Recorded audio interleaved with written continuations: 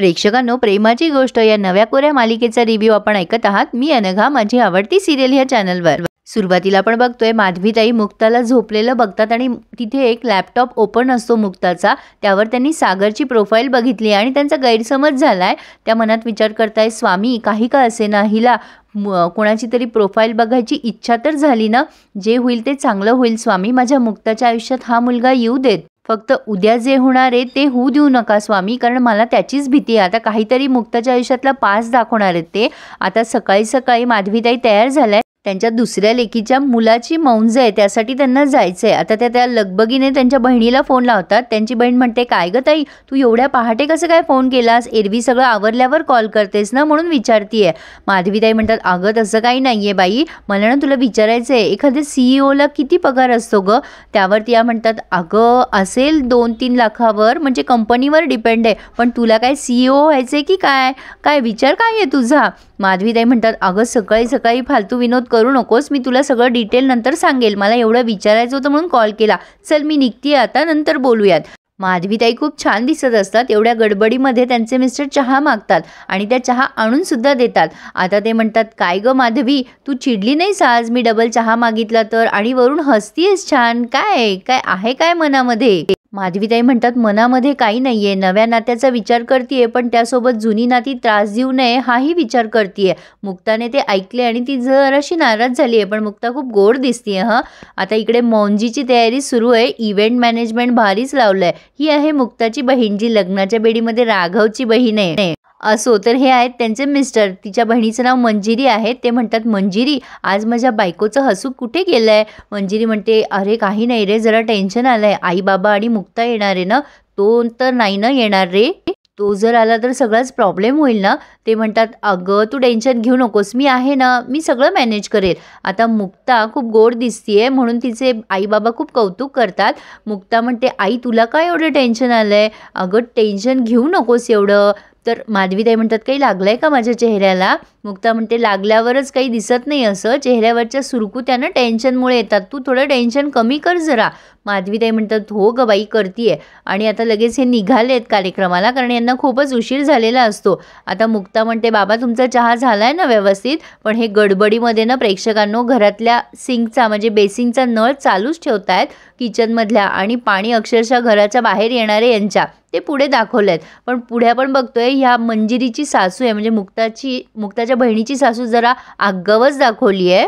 ती सगळ्यांचं वेलकम करत असते. मुक्ता आणि तिचे आई बाबा आल्यावर मुक्ताला जरा हिणवते, काय ग मुक्ता, हा काय अवतार करून ठेवलायस? पण आता माधवीताईंना वाटतं त्या काहीतरी कौतुक करतील म्हणून त्या स्माईल करत असतात. पण त्या मुक्ताला खूप वाकडं तिकडं बोलतात, काय ग तुझ्या बहिणीच्या मुलाची मौंज आहे आणि तू काय ऑफिसच्या पार्टीला आली आहेस का? काय हे अर्धवट ब्लाऊज घातलंयस, मोकळे काय सोडलेत केस? पण एक सांगू का प्रेक्षकांनो, एवढं धीटपणे कोणीच बोलत नाही आणि एवढं कोणी ऐकूनही घेत नाही. असो, मालिका आहे, बघूयात पुढे काय होतंय.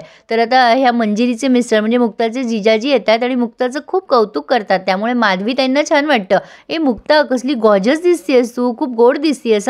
चल आपण बोलूयात. आता हे मुद्दाम त्याच्या आईला टाळायसाठी तो असं करतोय. पण इकडे बेसिनमधलं पाणी सगळं खाली गेलंय, कारण मध्ये डिश आहे बेसिनच्या, त्यामुळे पाणी खाली न जाता बाहेर येत आहे. आता मुक्ताशी ते छान बोलतायत तिचे जिजू, काय ग मुक्ता कसली गोड दिसतीयस? मुक्ता म्हणते, माझी ताई कुठे आहे? मंजिरी ताई. त्यावरती हे म्हणतात, जाऊ दे, कशाला कबाब में हड्डी बोलवतीयस? मुक्ता म्हणते, सांगू का ताईला काय बोललास आता?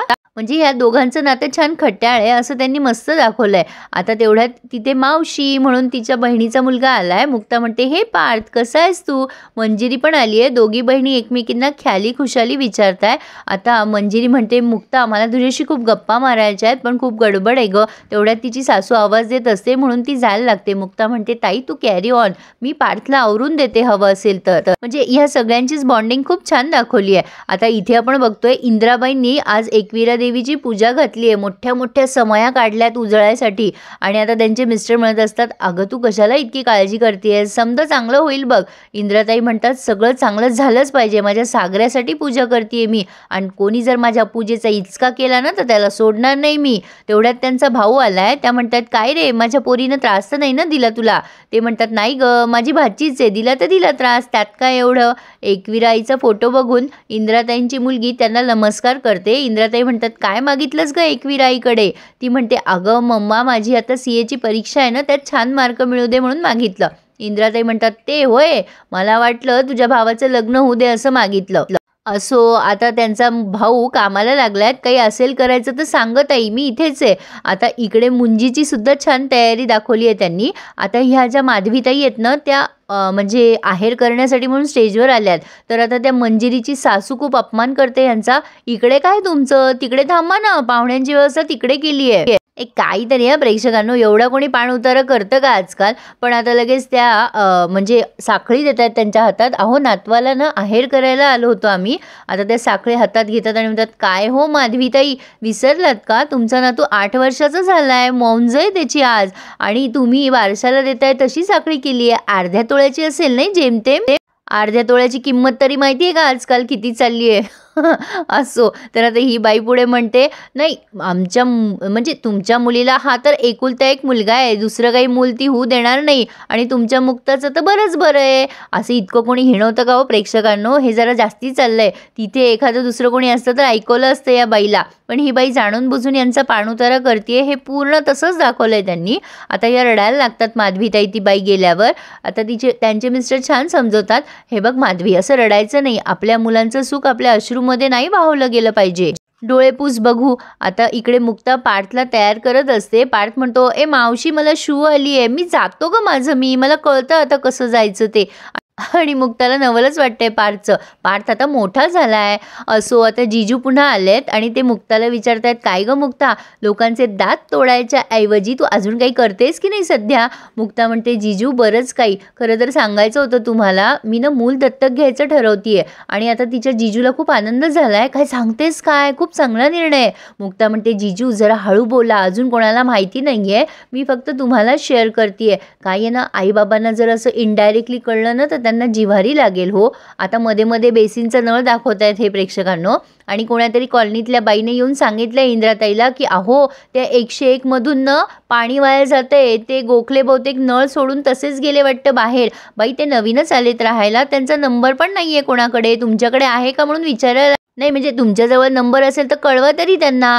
आता इंद्राताई खूप चिडतात. त्या म्हणतात, नाही नाही नाही, या गोखलेबाईनं ना मुद्दाम केलं असणार आहे, तिने खाली जाताना टेंट पाहिला असेल आणि मुद्दाम नळ सोडून गेली आहे ती माझी पूजेचा इचका करायला. तिला ना मी आता सोडणार नाही, मी कोयत्याची शपथ घेऊन सांगते, येऊ दे तिला, बघतेच मी तिला, ते पाणी जर माझ्या घरात आलं ना तर सोडणार नाही मी तिला. इंद्राबाई खूप चिडलेल्या दाखवल्यात त्यांनी. आणि इकडे मुक्ता तिच्या मनातल्या बऱ्याच गोष्टी तिच्या जिजूला शेअर करते. काय आहे ना जिजू, मी हा निर्णय खूप विचार करून घेतलाय. तसं पण माझा खरा मोटिव्ह काय आहे की मी आई व्हावी. मी खूप जणांना माझं सत्य सांगितलं आणि खूप मुलांनी मला रिजेक्ट केलं. खरं तर मला हे म्हणजे मान्यच नव्हतं, खोटं बोलून कुठलंच नातं असं निर्माण करता येत नाही. मुक्ता खूप छान विचारांची दाखवली आहे प्रेक्षकांनो. मूल दत्तक घेणं हा माझा विचार आहे. खरं तर मी अजून सध्या एक्सप्लोअर करतीये आणि आईबाबांना सांगायचं राहिलंय. मी त्यांना सांगेल आणि मगच निर्णय घेईल. तेव्हा तिचे जिजू म्हणतात, खरं सांगू मुक्ता, मला तुझा निर्णय खूप आवडलाय. अगं, प्रत्येक जणांनी ना एक मूल होऊ द्यावं आणि एक मूल दत्तक घ्यावं असं मलाही वाटतं ग. एखाद्याला आयुष्य मिळतं, आईबाबा मिळतात, त्याचं सुद्धा आयुष्य सत्कारणी लागतं ना. आणि तुझ्यासारखे विचार सगळ्यांचे असले ना तर किती छान होईल. पण तू कर विचार आणि आईबाबांना विश्वासात घे. मला तर तुझा निर्णय फार योग्य वाटतोय. मुक्ताने खूप छान पद्धतीने शेअर केलंय तिच्या जिजाशी. पण आता नेमकं ह्या बयाने ऐकलंय आणि ही बया आता त्याचा तमाशा करणार आहे, असं काहीतरी दाखवणार आहेत ते. आणि इथे त्यांनी हा रिव्ह्यू पूर्ण केलाय.